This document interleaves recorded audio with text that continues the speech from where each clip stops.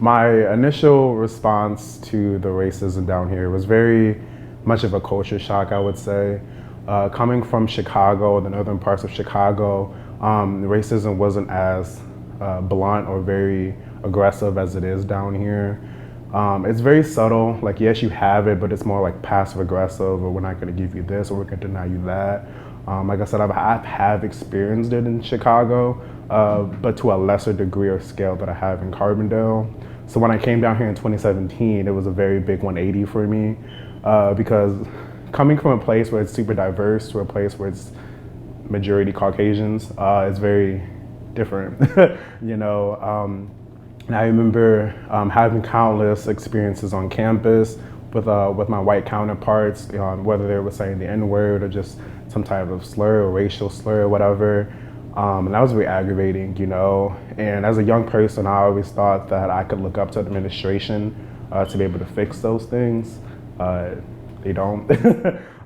They kind of sweep it under the rug, which I understand. I don't accept, but I understand it. Because as an administration part, like you kind of have to be careful about what you do. Still not good about it.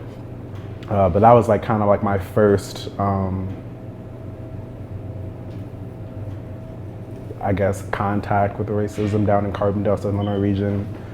Throughout the rest of my like 2 to 3 years, it was pretty okay. I kind of learned to adjust to it. I kind of just don't pay any attention anymore. But it still hasn't not having an effect on me, if that makes sense. It kind of fuels what I do.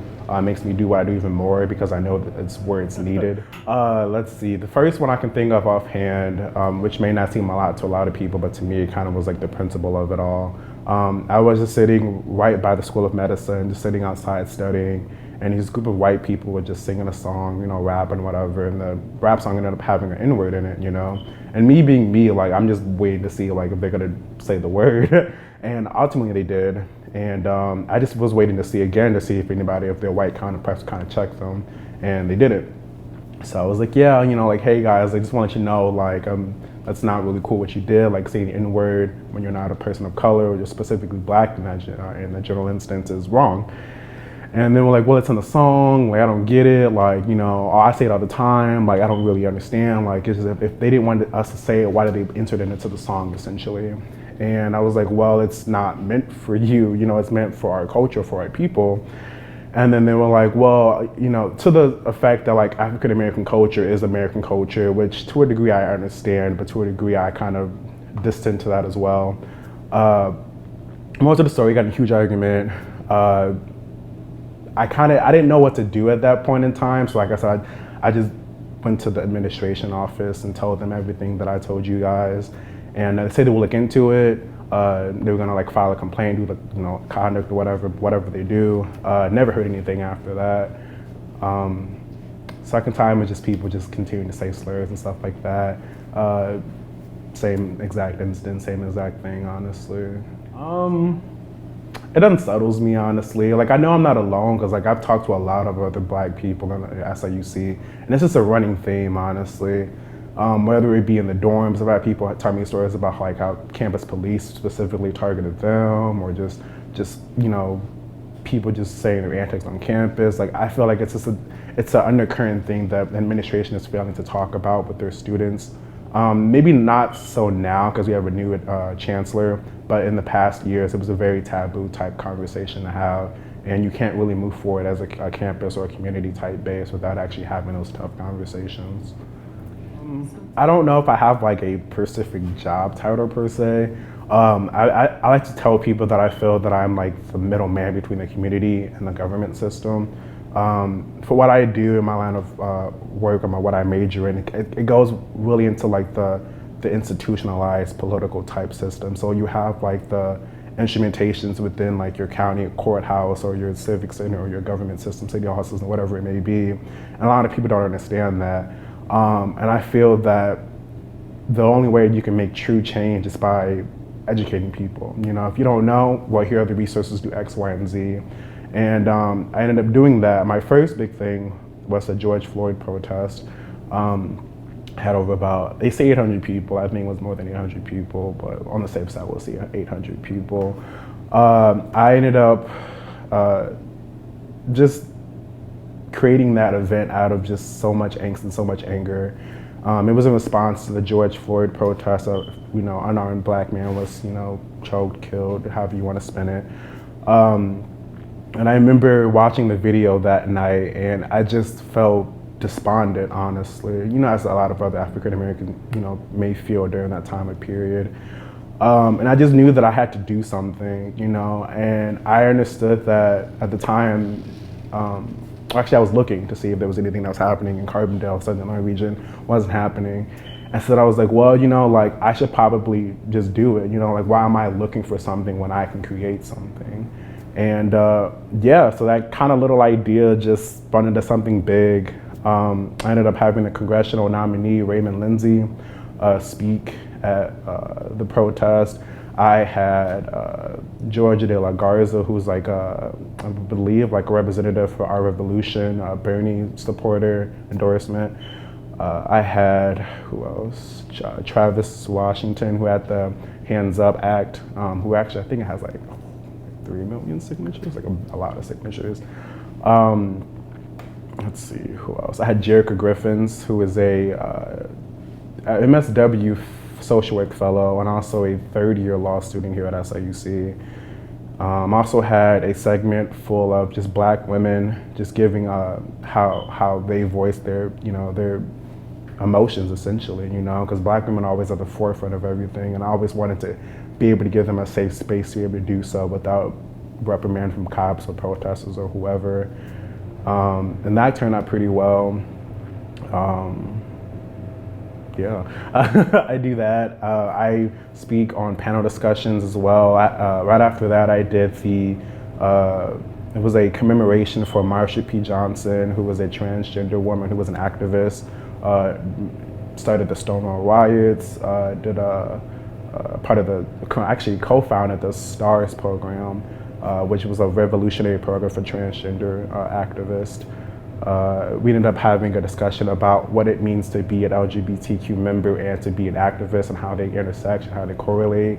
I speak with members of the police. I speak with members of just government officials, just to let them know, how can we come to peace with each other? Not peace, but how can we meet in the middle, And that's very hard because a lot of times I've had, especially when I was doing the protesting for George Floyd, Breonna Taylor, I would have police officers be we want to, make reform, we want to do better for our city. How do we do that without automatically defunding the police or automatically taking away such, social programs and quotations?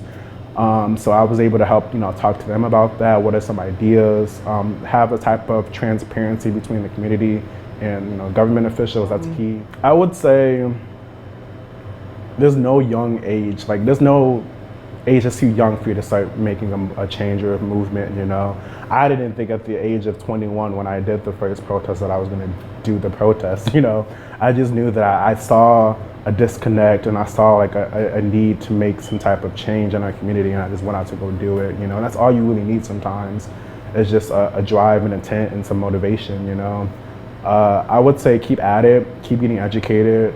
Even though I'm 22, I still know a lot of stuff in the law field or the political field or whatever field that I'm, going into.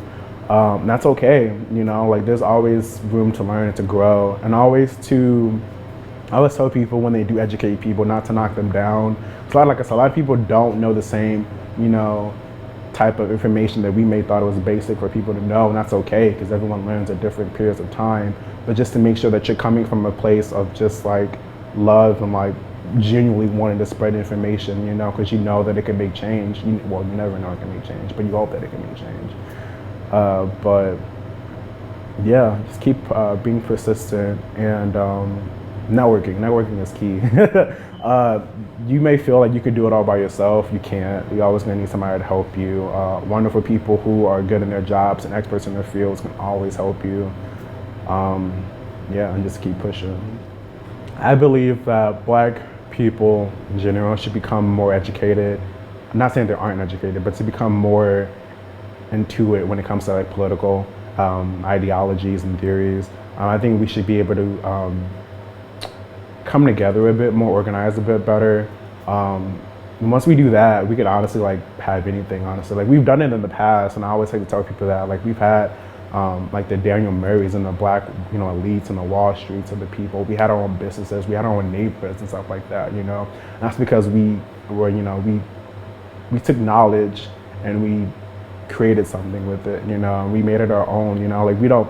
I like to tell people like we don't want a seat of equality. At least I don't. I want to like make something of my own self, of my own being, I should say, and to benefit my community. Because I tell people like for my line of work, I do it for my black constituents. I don't do it for my white or my Hispanic or my Asian. Well, if it makes an effect for it, then yes, that's great. But what my main focus is helping and bettering my community. I would just say like the fact of like just being active, whether you're just, whether you're black or you're white or just an ally, it's always to just be persistent, Like I was saying earlier, like it's like I see both sides of like the argument. Like yes, black people need to become more, attuned with political ideologies, become more organized, but white people also have to check their counterparts as well, If you see something like, for the instance, when I was, on about the School of Medicine and somebody said the N-word and the white counterpart said nothing, that was on them as well, Like if you see something, you say something. It's 2021, we shouldn't be having this type of conversations anymore. And that goes for Hispanic people as well, because I've have had Hispanic people say the N-word because they thought they were close to minority as we are. So that's not cool. And just, be conscious, like it's really not that hard. And I thought to tell people, like it's just being a common, human, decent person, and yeah. I try to stay impartial between the two, like I said, because like whenever I have like conversations with like police chiefs or like whoever, I like to try to understand where they're coming from. I may not agree with it, but I can at least see where you're coming from. That way I can like try to like reason with them. You know what I'm saying? Like I don't know how else to explain it. But say like for instance, like I had like this police officer who was not for like defunding the police, not for making police reform. Like I was talking to him about the HB 3653 bill. He was like, I think this is stupid. Like we're just gonna let criminals go free. And I was like, that's not the case, and I was educating him, I was like, hey, like this isn't always a bad thing, we're doing this to invest in our future so that we can have less of a, criminal, violent type industry or whatever, basically. And once I educated him about that, like I don't think he like is a Bernie bro, or like anything like that. But like I think he kind of like took a step back and was like, hey, like maybe I should think something above me. A lot of people are very individualistic, especially in America, because we're taught to be individualistic. And I feel like we should scratch that and kind of become more of a community type feel, whether it be black people, Asian people, whatever. It's just basic human life.